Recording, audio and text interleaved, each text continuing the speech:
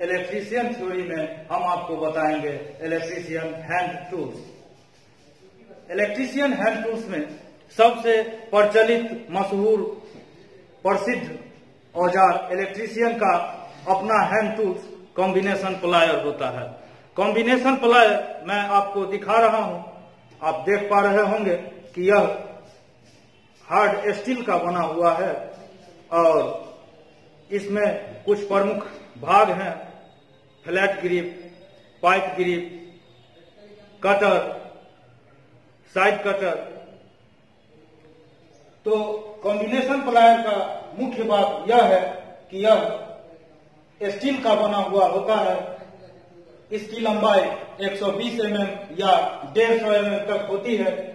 इसकी हैंडल पर पीवीसी का यह इंसुलेशन चढ़ा हुआ होता है। इसका उपयोग तारों को काटने के लिए, मोड़ने के लिए, ट्विस्ट करने के लिए, ज्वाइंट्स को काटने के लिए और ज्वाइंट्स बनाने के लिए सभी कामों में इसका उपयोग किया जाता है। तो आइए इसके प्रमुख भाग के बारे में कुछ विस्तार पूर्वक जानते हैं। इसका सबसे पहला प्रमुख भाग है फ्लैट ग्रिप। फ्लैट ग्रिप यह चौड़े आकार की होती है और समतल होती है। इसमें समानांतर में दांते बने हुए होते हैं जो चपटी और पट्टी नुमा सामानों को पकड़ने में हमें मदद करती है। दूसरा इसका ग्रिप है पाइप ग्रिप। यह हाफ राउंड कटी हुई होती है और इसमें भी समानांतर दांते बने हुए होते हैं जो गोल सामानों को, छड़ के आकार के सामानों को, नट के आकार के सामानों को, ट्यूब के आकार के सामानों को पकड़ने में मदद देती है। उसके बाद हमारा है ज्वाइंट कटर। ये बाहर वाला आप देख रहे होंगे। कॉम्बिनेशन प्लायर में इसके बारे में बहुत कम लोगों को जानकारी होती है। यह कठोर तारों को काटने के लिए बनाया गया है। इसका उपयोग खासकर स्टील के तार, ओवरहेड वायर का काम करते समय आप देखते हैं कि 5 एल्युमिनियम तार के बीच में एक जीआई का स्टील तार, जीआई युक्त स्टील तार, मतलब स्टील से बना हुआ और उस पर जीआई किया हुआ, जीआई जंग से बचने के लिए किया जाता है। तो यह स्टील का तार को मैकेनिकल स्ट्रेंथ देता है। उस मैकेनिकल स्ट्रेंथ वाले तार को अगर हम इस अंदर वाले कटर से काटेंगे तो प्लायर का धार टूट जाएगा, क्योंकि वह हार्ड क्रोमियम युक्त स्टील का तार होता है। उसमें क्रोमियम की मात्रा बहुत अधिक रहती है, तो जिसके कारण वह हार्ड रहता है। तो उस हार्ड वाले तार को हम इस साइड कटर के यूज से काटते हैं। उससे बने हुए ज्वाइंट को दोनों साइड से इस साइड कटर वाले तार से काटते हैं। अब है हमारा तीसरा, चौथा साइड कटर। यह बीच वाला जो आप देख रहे हैं चौथा साइड कटर, इसमें भी धार बना हुआ है। इसका उपयोग मुलायम तार को, जिस पर पीवीसी का इंसुलेशन चढ़ा हुआ है, वैसे तार को, तांबा के तार को, एल्युमिनियम के तार को छीलने में और काटने में किया जाता है। तार को छीलने में भी इसका उपयोग किया जाता है। पीवीसी इंसुलेटेड तारों को हल्का हल्का चारों बगल कट लगाकर पुनः इस फ्लैट ग्रिप से पकड़कर खींचकर तार छीलने का भी हम इससे काम करते हैं। सीधा तार को इससे काटने का भी काम करते हैं। तो दोनों काम इससे होता है। अब है इसका सबसे प्रमुख भाग हैंडल। यह हैंडल अंदर तक स्टील से बना हुआ है। हम जानते हैं कि विद्युत का सुचालक होता है स्टील। जब भी हम किसी लाइव कंडक्टर से इस प्लायर का उपयोग करते हैं, किसी लाइव कंडक्टर पर हम, लाइव कंडक्टर मतलब वैसा तार जिसमें बिजली चालू है, तो उस तार पर जब हम काम करते हैं और जैसे ही हम प्लायर तार से सटाते हैं, प्लायर में पूर्णतः करंट प्रवाहित होने लगता है। अब यह इंसुलेशन स्टील के हैंडल और हमारे हाथ के बीच एक विद्युत रोधी का काम करता है। यह हार्ड पीवीसी से बना हुआ है और यह काफी उच्च वोल्टेज तक करंट को हमारे हाथों में आने से रोकता है, जिसके जरिए एक इलेक्ट्रीशियन चालू लाइन पर भी प्लायर के मदद से तार जोड़ लेता है या तार काट लेता है, काम कर लेता है। अब प्लायर से जुड़ी आम सावधानियां मैं आपको बताता हूं।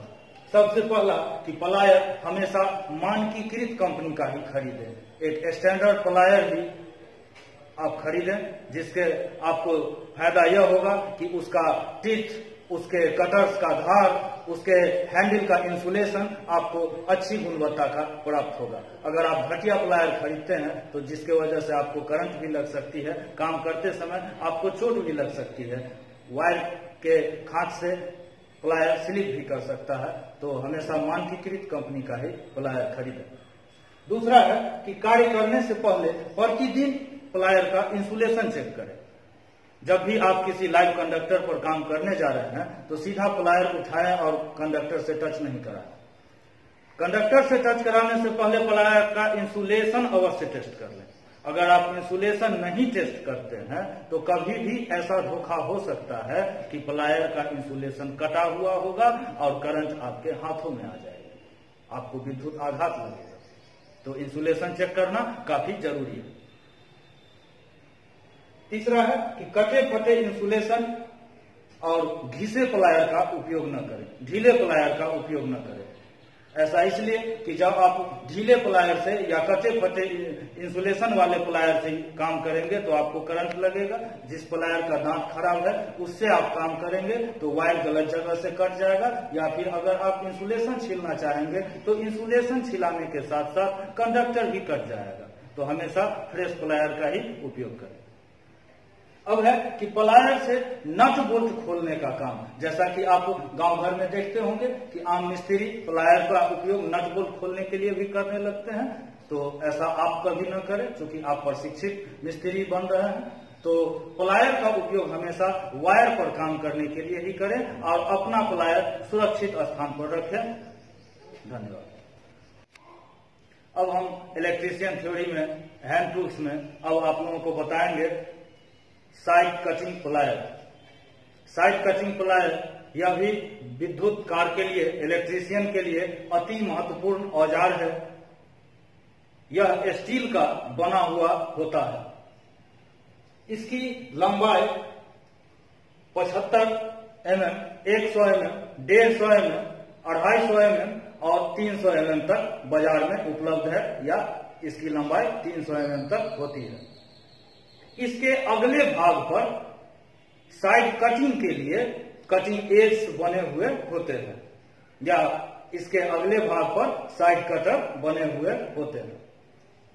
इसके हैंडल पर प्लायर्स की तरह कठोर पीवीसी का इंसुलेशन चढ़ा हुआ होता है, जो कि हमें करंट के संपर्क में आने से बचाता है, क्योंकि कभी कभी इसका उपयोग हमें चालू लाइन के तारों को भी काटने में करना पड़ता है। इसके मुख्य भाग साइड कटर, हिंग, हैंडल और यह इंसुलेशन होता है। कोई भी प्लायर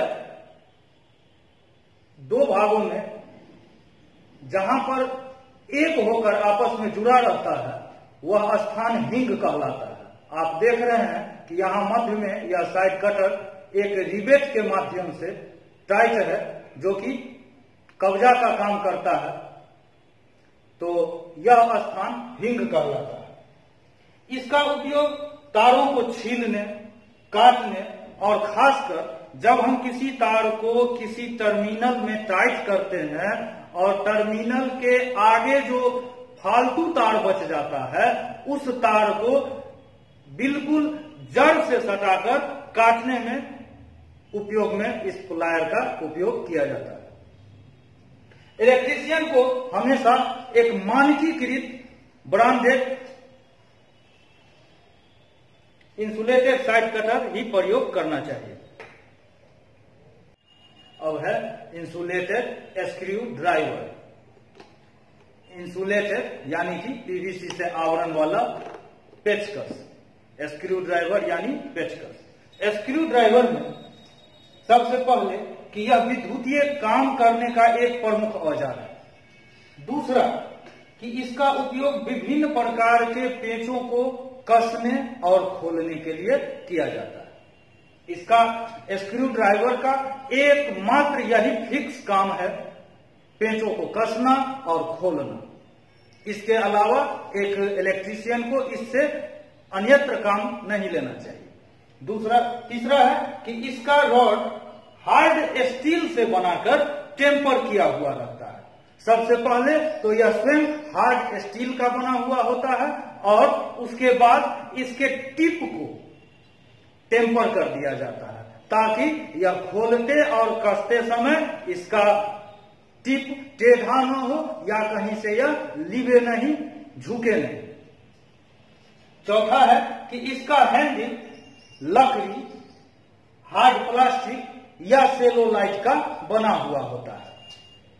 मतलब सूखी हुई लकड़ी भी विद्युत रोधन का काम करती है, तो इसलिए कभी कभी लकड़ी का भी हैंडल प्लास्टिक पेचकस में लगाकर स्क्रू ड्राइवर बना लिया जाता है। इसके अलावा मार्केट में रेडीमेड के रूप में सेलोलाइट का हैंडल बना हुआ आता है, जिसे आप हरा कलर में या ब्लू कलर में देखते हैं। पांचवा है कि टिप के मोटाई के साइज के अनुसार और पेंचों के हेड के आकृति के साइज के अनुसार इसका साइज निर्धारित होता है और यह विभिन्न रूपों में, जिस तरह विभिन्न प्रकार के पेंच मार्केट में आते हैं, उसी प्रकार सभी पेंचों के लिए अलग अलग प्रकार के पेचकस बाजार में उपलब्ध है, जिसे इलेक्ट्रीशियन खरीद कर रख सकते हैं। अब है कि इसकी साइज मोटाई गुने लंबाई के अनुसार ली जाती है। जैसे 6 mm गुने 100 mm, 6 mm गुने 150 mm। 6 mm पेंच की मोटाई को दर्शाता है। 6 mm यानी कि 6 mm का जो पेंच होगा उसको यह पेचकस ड्राइव करेगा और यह 150 mm उस पेचकस की लंबाई होगी, कि यह 150 mm लंबा पेचकस है। अब है अगला 8 mm गुने 200 mm। तो यहां 8 mm पेंच की हेड के थिकनेस को दर्शा रहा है और 200 mm पेचकस के लंबाई को दर्शा रहा है। सातवां है कि इसके प्रमुख भाग टिप, हम यहां आपको पेचकस लाकर दिखाते हैं। यह हमारा पेचकस है। आप इसे समझ सकते हैं कि यह हैंडल है इसका, यह इंसुलेटेड स्टेम है और यह इसका टिप है। यह हार्ड स्टील से बना हुआ और टेम्पर किया हुआ इसका रॉड है। तो जैसा कि हमने लिखा कि इसके प्रमुख भाग टिप, इंसुलेटेड स्टेम और हैंडल।